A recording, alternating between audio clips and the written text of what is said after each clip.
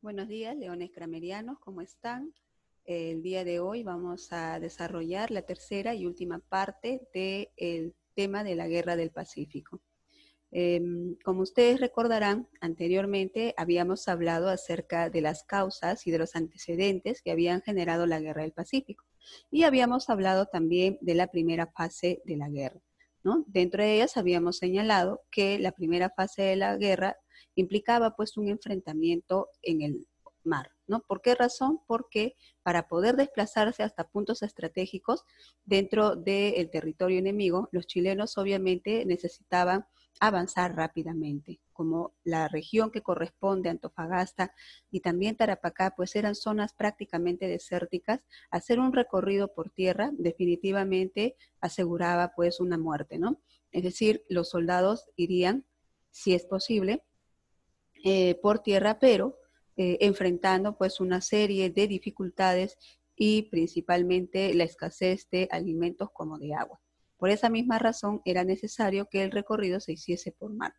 Igualmente, a través del mar podrían desactivar también las fuerzas de defensa que tenían los aliados, que en este caso eran Perú y Bolivia, ¿no? Principalmente Perú porque, bueno, Bolivia carecía, ¿no?, prácticamente de defensa naval. Una vez logrado el triunfo en esta fase marítima, los chilenos empiezan a desembarcar en territorio aliado. Y es ahí en donde se da la primera campaña terrestre, que sería la campaña de Tarapacá, que ya sabemos pues que la pierde el ejército peruano, ¿no?, frente a las tropas chilenas, y posteriormente, tras ocupar Tarapacá, los chilenos se van a desplazar hacia lo que vendría a ser la zona de Tacna y Arica. Y es ahí en donde se desarrolla la segunda campaña terrestre, que sería la campaña de Tacna y Arica, ¿no? Si nosotros recordamos, si vemos desde sur hacia el norte, después de Tarapacá se encontraría la provincia de Arica, ¿no? Y al norte de Arica encontraríamos recién a Tacna. Así que era necesario, era importante que ellos ocuparan esos espacios en el proceso de la guerra. Aquí en la campaña de Tacna y Arica, muchachos, que se va a desarrollar para el año de 1880, entre marzo y junio de aquel año, se van a desarrollar tres batallas importantes. Una de ellas sería la batalla de Los Ángeles, que se va a dar el 22 de marzo del año 1880, en la que se va a producir la derrota aliada, ¿no? El ejército peruano, apoyado por el ejército boliviano, no va a poder superar el ataque de parte de las tropas chilenas. Luego de ello, las tropas resistentes se retiran, retroceden, se desplazan más hacia el norte y ahí se produce una segunda batalla, que sería conocida como la batalla del Alto de la Alianza o también llamada la batalla de Intiorco. Esta batalla es importante, es muy recordada en la historia. ¿Por qué, muchachos? Porque después de esta batalla, después de la batalla de Intiorco, en la que, por cierto, fuimos nuevamente sometidos por las tropas chilenas que venían mejor organizadas y que venían de todo, ¿no?, un recorrido desde el sur, ya con experiencia, ¿no? Va a suceder que tras la batalla los bolivianos se van a retirar de la guerra. ¿Por qué razón? Bueno, en aquella época, pues en Bolivia se había producido un golpe de Estado, un golpe que había sacado del poder a, en aquel momento, el presidente de Bolivia, que había provocado prácticamente todo este incidente de la guerra al cobrar pues 10 centavos más por cada quintal de salitre, y se produce pues el ascenso de otro militar en el gobierno, ¿no? Entonces eso va a conllevar a que estas nuevas autoridades decidan sacar a Bolivia del conflicto. Entonces, a partir de ese momento, las tropas peruanas van a tener que hacerle frente al enemigo prácticamente solos. ¿Quién estaba en aquel entonces gobernando en el Perú? Ya para aquella etapa de la guerra no se encontraba en el poder el presidente Mariano Ignacio Prado. Prado había, meses antes, había realizado pues un viaje al extranjero a pesar de la oposición de parte del Congreso del Perú. El Congreso no le había cedido, no le había permitido pues el realizar el viaje. El argumento que presentó Prado era de que debido a que demoraban las compras que habían solicitado, ya meses atrás, compra de armamento, como también pues de equipo, ¿no?, de defensa principalmente naval, el presidente consideró que su figura pues iba a permitir acelerar la adquisición y todo el trámite que esto implicaba. Así que sin el permiso del Congreso se va. Y esto fue aprovechado por los opositores para dar, pues obviamente, un golpe de Estado, que va a ser encabezado por Nicolás de Piérola. Piérola no solamente va a ser enemigo de Prado, a quien va a declarar traidor a la patria, y tras su intento de retorno al Perú, obviamente, ¿no? Prendía en él, pues, una orden de captura y luego procesamiento y enjuiciamiento como traidor a la patria. Por esa misma razón, Mariano Ignacio Prado no retorna inmediatamente al Perú. Él lo va a hacer bastante tiempo después de terminada la contienda, muchos años más tarde inclusive. Pero el caso es que a partir de ese momento Nicolás de Piérola está tomando el poder en el Perú. Y Piérola prácticamente va a desconectarse, no solamente con aquellos políticos que eran seguidores de Prado, sino inclusive con aquellos defensores del territorio peruano en el sur, que obviamente apoyaban también el gobierno de Prado, como es el caso, ¿no?, de los que defendían los territorios de Arica, los que defendían el territorio de Tacna, por ejemplo. Entonces, en vez de mandarle ayuda a ellos, prácticamente esa ayuda fue denegada. Esta situación se conoce porque hace algunos años atrás se han encontrado cartas escritas por personajes como, por ejemplo, Francisco Bolognesi al propio presidente de la República, que era Nicolás de Piérola, en donde le pedía por favor, prácticamente era ¿no?, un ruego, una imploración que le hacía, pidiéndole que enviara refuerzos, tropas, ¿no?, para el sur, puesto que prácticamente toda esa zona estaba siendo defendida por soldados inexpertos, soldados que no habían recibido una preparación militar adecuada. Muchos de ellos habían sido campesinos, peones, que en el mismo proceso de la contienda fueron enrolados en las tropas para la defensa. Y ellos pues obviamente no tenían ni siquiera idea, noción de patria, ¿no? Lo único que hacían era luchar porque así su patrón lo había determinado. Y ellos fácilmente pues van a ser derrotados. Pero a pesar de toda la petición que se le hizo, el gobierno central rechazó la ayuda que se le había solicitado. Por eso va a ser desastrosa, obviamente, esta situación. Y es en la batalla de Arica en la que se produce pues la última contienda de esta campaña. Esa batalla de Arica fue terrible.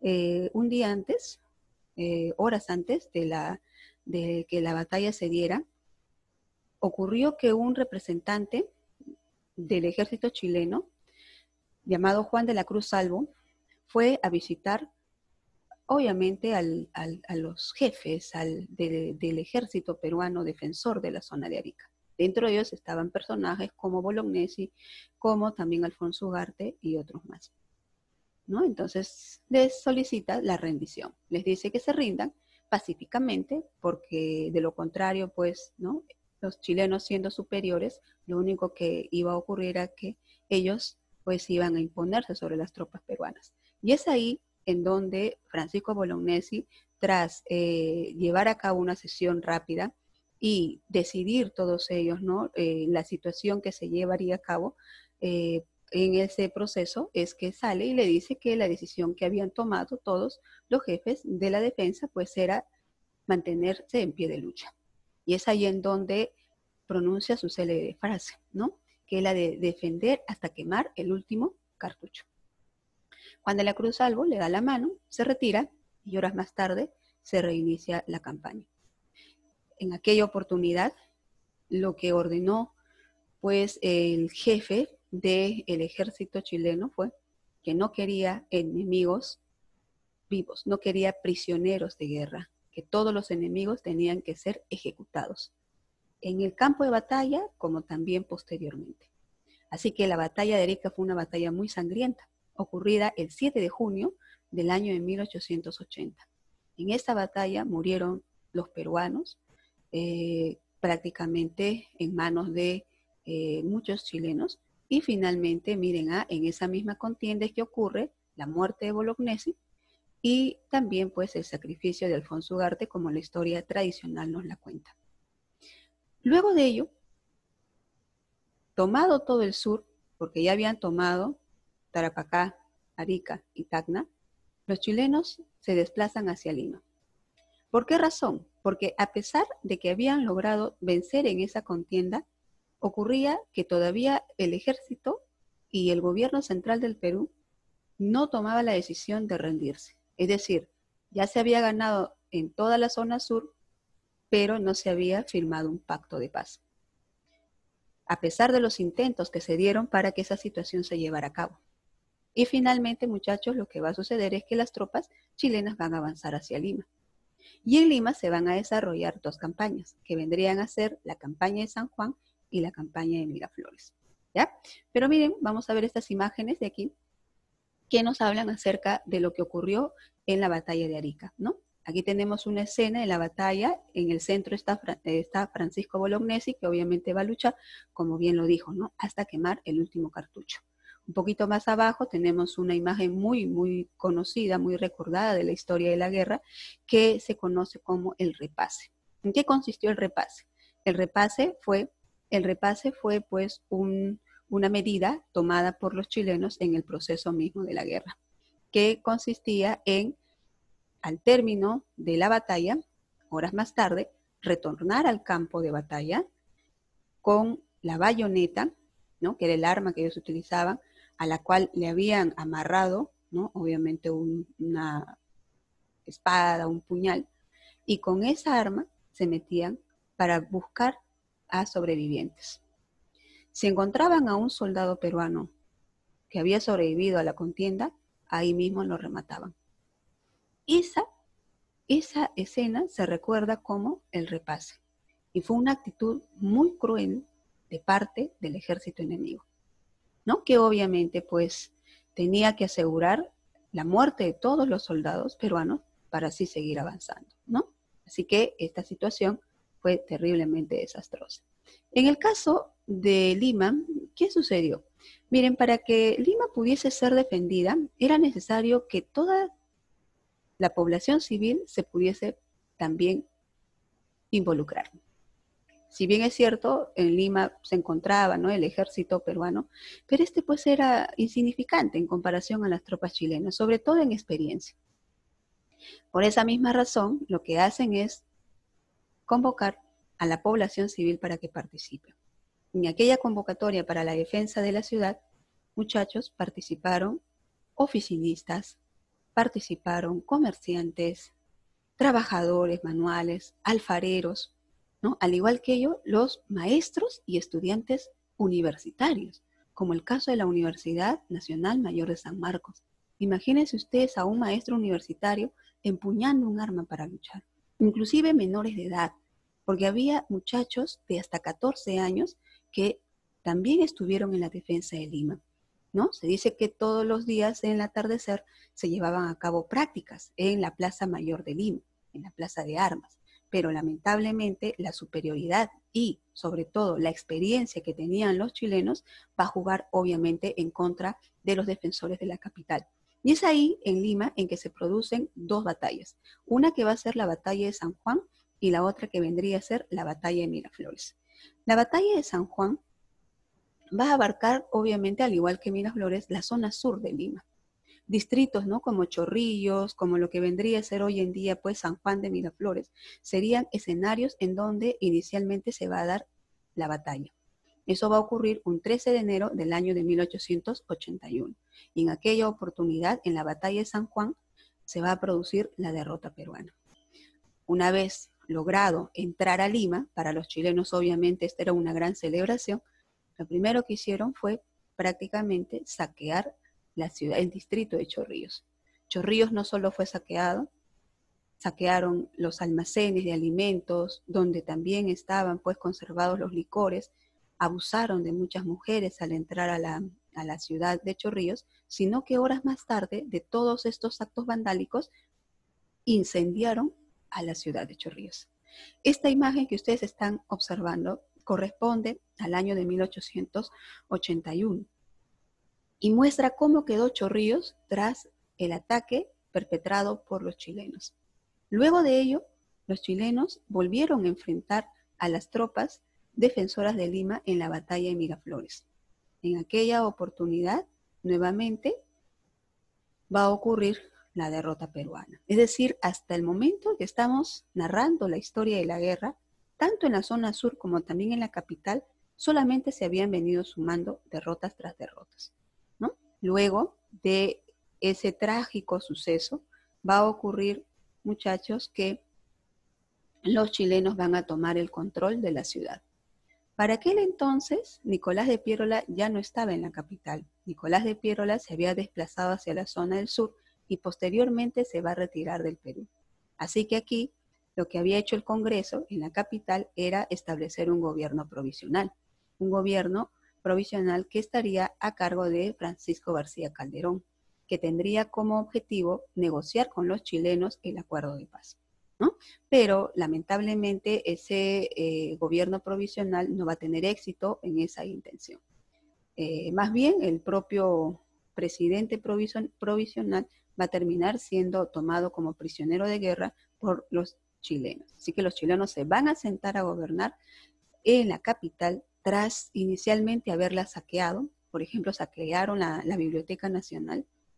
Se llevaron pues muchísima documentación importante que recientemente, hace algunos años atrás, en parte fueron devueltos al gobierno peruano. Imagínense, después de más de 100 años de la contienda. Pero igual también ocurrió que llegaron pues a tomar el Palacio de Gobierno, ¿no? Llegaron a tomar las instalaciones políticas, administrativas que tenía la capital. Y los chilenos, muchachos, se sentaron prácticamente 2 años a gobernar desde la capital. O sea, prácticamente el Perú se había quedado indefenso. No tenían en ese momento capacidad de respuesta frente a los chilenos. Y a pesar de las situaciones que había, definitivamente no se daba pues una firma de paz por parte de los peruanos. ¿Por qué? Porque simplemente no teníamos un representante en el poder. En esas circunstancias, los chilenos al comienzo cometieron una serie de excesos. Aquí en Lima, por ejemplo, practicaron lo que ellos recordaban como el quinteo. ¿El quinteo en qué consistía? Bueno, ocurría que un piquete de soldados chilenos se desplazaba por las calles de Lima y si encontraba, por ejemplo, a población civil desplazándose, pues los arrestaban. Los llevaban a unos galpones, ¿no? Una especie de corralones, y ahí, muy temprano, en las primeras horas de la mañana, los colocaban en fila e iban contando de 5 en 5. Y aquel que caía en número 5 lo obligaban a dar un paso adelante. Los demás eran retirados del galpón y aquellos que quedaban eran fusilados en las primeras horas del amanecer. Entre las 7 y 8 de la mañana, una carreta llena de cadáveres salía de ese lugar, rumbo pues a ser enterrados en lo que vendría a ser pues, digamos, una sepultura colectiva. Así fue como se vivieron las situaciones en Lima. También, ¿no? Iban, prácticamente secuestraban a la cabeza de familia, ¿no? De una familia aquí en Lima, y luego pedían pues el rescate por ellos. O sea, ya los chilenos prácticamente aquí en Lima estaban pues desesperados. Ya también ellos querían que el conflicto terminara, pero no había una representación peruana que llegara pues a ese acuerdo. Mientras tanto, los soldados que habían defendido también Lima, dentro de ellos estaba, por ejemplo, Andrés Avelino Cáceres, que venía desde la zona del sur, porque Cáceres había estado en la defensa de Tarapacá. Cáceres había estado en la defensa, ¿no?, de toda la primera campaña terrestre. Luego se desplazó hacia Lima y también estuvo defendiendo Lima, estuvo también luchando en la batalla de Miraflores y ahí fue herido en una pierna. Prácticamente herido, escapa, ¿no?, hacia lo que sería hoy en día distrito de Chosica, y desde ahí, tras curar sus heridas, se desplaza hacia la Sierra Central, en donde Andrés Avelino Cáceres va a formar la resistencia más recordada de la historia de la guerra. A esa resistencia se le va a conocer como la campaña de la Breña, y a Cáceres se le va a recordar como el brujo de los Andes. ¿Por qué? Porque daba la impresión que estaba en más de 2 lugares al mismo tiempo. Lo que pasa es que él distribuía sus tropas de tal manera que definitivamente pues podía atacar en varias oportunidades a los chilenos. Los chilenos habían logrado ocupar la costa, pero para ellos era de difícil acceso a la región de la sierra, porque tenían que enfrentar principalmente el problema de altitud, cosa que se convirtió en una ventaja para los soldados peruanos. En el caso de Cáceres, su ejército estaba compuesto principalmente por soldados quechohablantes, ¿no?, a quienes obviamente adiestraba en esta quechua, ¿no?, nativa, y logró que ellos se identificaran grandemente con él. Y es así como la campaña de la Breña de Andrés Avelino Cáceres va a desarrollar batallas que van a ser muy exitosas, como por ejemplo la batalla de Pucará, la batalla de Pucará II, la de Marcavalle y la de Concepción. Estas batallas que acabamos de mencionar van a representar las únicas prácticamente victorias que vamos a tener en la contienda, que van a ser obviamente logros obtenidos por las tropas de Cáceres. En ese proceso hubieron obviamente líderes campesinos que planteaban que la guerra pues no era en contra de los chilenos, ¿no?, sino en contra de todos aquellos que habían significado pues la opresión para el sector campesino. Y es por eso que también reclamaban el reconocimiento de ellos como propietarios de tierra. Así que muchos hacendados estaban asustados, ¿no? Tenían el miedo de que los campesinos, estos indios, como le decían, ¿no?, montoneros, se desplazaran y terminaran pues expropiándolos de sus bienes. Así que los asentados del norte principalmente, de la zona de Cajamarca y aledaños, encabezados por personajes como Miguel Iglesias, van a preferir negociar con los chilenos la paz, van a preferir apoyar al ejército chileno antes de permitir que las tropas caceristas, las tropas indígenas puedan lograr el triunfo en la guerra, que significaría para ellos de repente perder sus privilegios. Así que se produce el famoso grito de Montán, lanzado por Miguel Iglesias, a través de la cual llama a los chilenos a firmar la paz, concesión de territorio, y en ese proceso también pues es que se producen batallas como la batalla de San Pablo y la batalla de Huamachuco. La batalla de Huamachuco va a significar la derrota de Cáceres. En aquella última batalla que ocurrió el 10 de julio de 1883, va a ocurrir que Cáceres y sus tropas van a ser totalmente devastadas. Felizmente Cáceres logra huir hacia el interior, pero aquí se producen sucesos como la captura de Leoncio Prado, que posteriormente sería fusilado por los chilenos, acto que también es muy recordado en la historia de la guerra. Al término de toda esta contienda es que se va a llevar a cabo la firma del Tratado de Ancón. Ese Tratado de Ancón va a ser lesivo para el Perú, porque va a significar no solamente la derrota peruana, la rendición peruana, sino también va a significar la entrega de territorios a los chilenos. Los territorios como Tarapacá, que serán entregados de manera perpetua, y las provincias de Tacna y Arica, que serían entregadas por un periodo de 10 años a los chilenos. Luego de ello se tendría que llevar a cabo una consulta popular entre la población que habitaba en estas ciudades para determinar si ellos estarían de acuerdo con retornar al seno peruano o de repente integrarse pues a la estructura territorial de Chile, ¿no? Y ese plebiscito tendría que llevarse a cabo, se dice, en un lapso ya mencionado, ¿no?, de una década, pero lo real es que nunca se dio. Cuando hubo intento de llevar a cabo el plebiscito, definitivamente pues este no prosperó. Así que de esta manera, muchachos, termina la guerra con Chile. ¿Quién fue el mayor vencedor de la guerra? Aparentemente Chile, ¿no? Pero recordemos que detrás de toda esta guerra estuvieron los ingleses financiando la contienda. Estados Unidos también estuvo en algún momento apoyando a Perú, pero viendo pues obviamente, ¿no?, que Perú y Bolivia estaban prácticamente en condiciones de derrota antes que de triunfo, simplemente abandonó esa intención. Así que con todo el apoyo financiero de Inglaterra, pues Chile va a lograr ganar. Pero lo que va a pasar más adelante es que tras la firma de la rendición peruana, los ingleses van a decidir cobrar esa deuda a Chile. Y los chilenos van a tener que cederle el derecho de explotación de los recursos que había en Tarapacá, en Atacama y en los otros territorios. Finalmente, como les dije, los grandes ganadores de la contienda serían pues los grandes capitalistas ingleses, ¿no? Aquí tenemos algunas imágenes de Cáceres, del Brujo de los Andes y del enfrentamiento con las tropas chilenas. Y por aquí están las preguntas, muchachos, que les voy a pedir por favor que lo desarrollen para complementar el tema. Gracias, muchachos, por su atención y nos vemos en otra oportunidad.